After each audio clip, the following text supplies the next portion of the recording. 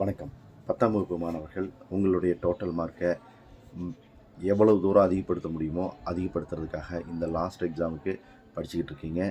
வரலாறு, புவியியல், குடிமையியல், பொருளியல்னு 4 பாகங்களாக கேள்விகள் வரக்கூடிய இந்த சமூக அறிவியல் பாடத்தில் உங்களால் சென்டம் எடுக்க முடியும். சென்டம் எடுக்கிறதுக்கு ஃபைனல் டைமில் என்ன பண்ணணும், கொஷின் பேட்டர்ன் எப்படி இருக்கும் அப்படிங்கிறத பற்றி ஃபைனலாக சில விஷயங்களை நம்ம பார்த்துடலாம்.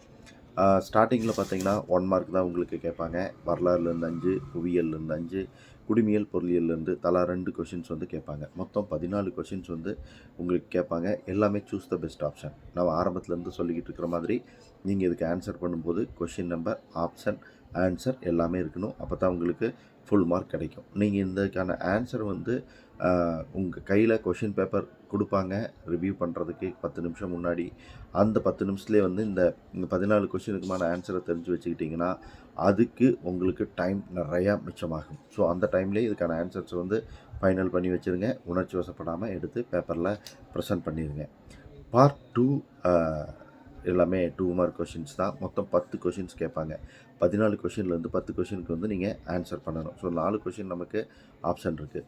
அதில் 28வது கொஷின் மட்டும் கம்பல்சரி கொஷின். இந்த 28வது கொஷின் வந்து வரலாறுலேருந்து வருமா, புவியியல்லேருந்து வருமானு கேட்டால் குடிமையியல், பொருளியல் எதுலேருந்து வேணாலும் வரலாம். 4 பகுதிகளில் எதுலேருந்து வேணாலும் இந்த கம்பல்சரி கொஷினை கேட்கலாம். ஸோ இதுக்கு வந்து மினிமம் 2 பாயிண்ட்ஸ் உங்களோட பேப்பரில் வந்து கட்டாயம் இருக்கணும். 2 பாயிண்ட்ஸும் மெயின் பாயிண்ட்ஸாக இருக்கணும். வரலாறுலேருந்து 5 கேட்பாங்க, புவியியல்லேருந்து 4 கேட்பாங்க, குடிமையியல் பொருளியல்லேருந்து 2 கொஷின்ஸ் வந்து கேட்பாங்க. அடுத்த செக்ஷன் தான் ரொம்ப ரொம்ப முக்கியமானது, பகுதி 3. இங்கேயும் 14 கொஷின், 10 கொஷினுக்கு ஆன்சர் பண்ணணும். ஆனால் இங்கே கொஷின் ஒவ்வொன்றும் ஒவ்வொரு பேட்டர்னில் இருக்கும். சோசியல் சயின்ஸில் வந்து சேலஞ்சிங்கான ஏரியா அப்படின்னு சொன்னோம்னா பகுதி 3 and 4 தான் நம்ம சொல்லணும். சரி, பகுதி 3ல் அப்படி என்ன இருக்குது அப்படின்னு பார்த்தீங்கன்னா 29வது கொஷின் நிரப்புக, கோடிட்டடங்களை நிரப்புக அல்லது பொறுத்துகன்னு கேள்வி கேட்பாங்க. இது எந்த பகுதியிலிருந்து வேணாலும் வரலாம். வரலாறு, புவியியல், குடிமையியல், பொருளியல் எதுலேருந்து வேணாலும் வரலாம். அதனால் புக் பேக்கை தரவு பண்ணிக்கங்க. 32வது கொஷின் வந்து புவியியல்லேருந்து வரும். என்ன கேட்பாங்க அப்படின்னா வேறுபடுத்துக கேட்பாங்க, காரணம் கூறுக கேட்பாங்க. ஸோ இது வந்து 32வது கொஷினாக இருக்கும். 30, 31, 33 இந்த 3 கொஷின் வந்து வரலாறுலேருந்து கேட்குறாங்க. அடுத்து 34 to 40 வந்து பார்த்திங்கன்னா புவியியல்லேருந்து கேட்குறாங்க. 30, 40 ரெண்டுமே. அந்த 30 to 40 வந்து புவியியல்லேருந்து 3 கொஷினும், குடிமையியல்லேருந்து 2 கொஷினும், பொருளியல்லேருந்து 2 கொஷினும் கேட்குறாங்க. ஸோ குடிமையியல், பொருளியலை பொறுத்த வரைக்கும் 1 மார்க், 2 மார்க், 5 மார்க் இது எல்லாத்துலேயுமே 2 கொஷின் அப்படிங்கிறது வந்து ஞாபகத்தில் வச்சுக்கங்க. இதில் 41வது கொஷின் வந்து கம்பல்சரி. 41வது கொஷின் வந்து வரலாறுலேருந்து வரக்கூடிய காலக்கோடு. அது வந்து ரொம்ப ஈஸியானது. கொஞ்சம் அந்த ஆண்டுகளை வரிசையாக ஞாபகம் வச்சுக்கிட்டிங்கன்னா அழகாக 5 மார்க் எடுத்துகிட்டு போகக்கூடிய கொஷின். 42வது கொஷின் தான் வந்து உங்களுக்கு கம்பல்சரி மேப். இந்த மேப் வந்து உலகம் அல்லது இந்தியா இந்த 2லேருந்து எது வேணாலும் கேட்கலாம். மேப் பார்க்குறதுக்கு ஃபைனலாக நீங்கள் என்ன பண்ணணும் அப்படின்னா, இப்போ எக்ஸாமுக்கு போகிறதுக்கு முன்னாடி புத்தகத்தில் இருக்கக்கூடிய பாடப்புத்தகத்தில் இருக்கக்கூடிய மேப் எல்லாத்தையுமே ஒரு டைம் நீங்கள் புரட்டி பாருங்கள்.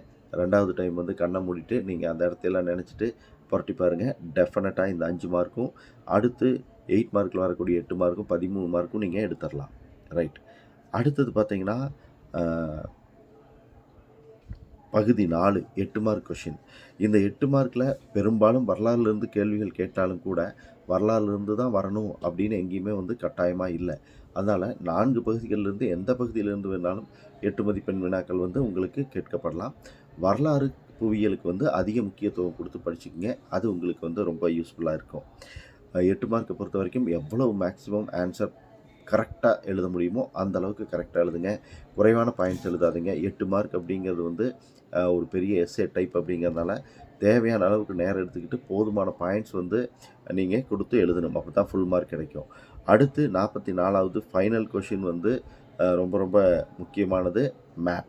இது வந்து இந்தியா, தமிழகம் இது 2லேருந்து எதுலேருந்து வேணாலும் கேட்கலாம்.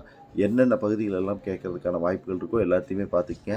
மேப்பை படித்து பார்த்து 8க்கு 8 உங்களுக்கு எதில் தெரியுது, இந்தியாவில் தெரியுதா, தமிழ்நாட்டில் தெரியுதான்னு பார்த்துட்டு அதுக்கப்புறம் வந்து மேப்பை செலக்ட் பண்ணுங்கள். ஸோ சோசியல் சயின்ஸை பொறுத்த வரைக்கும் எக்ஸாம் எழுதி முடிச்சுட்டு வெளியே ஓடிடலாங்கிற மனநிலையில் இல்லாமல் இந்த எக்ஸாமில் நம்ம மார்க் ஸ்கோர் பண்ணோம்னா நம்மளோட டோட்டல் மார்க் இன்க்ரீஸ் ஆகுங்கிறத நல்லா தெரிஞ்சுக்கிட்டு நீங்கள் முழுமையாக ஆன்சர் பண்ணணும்.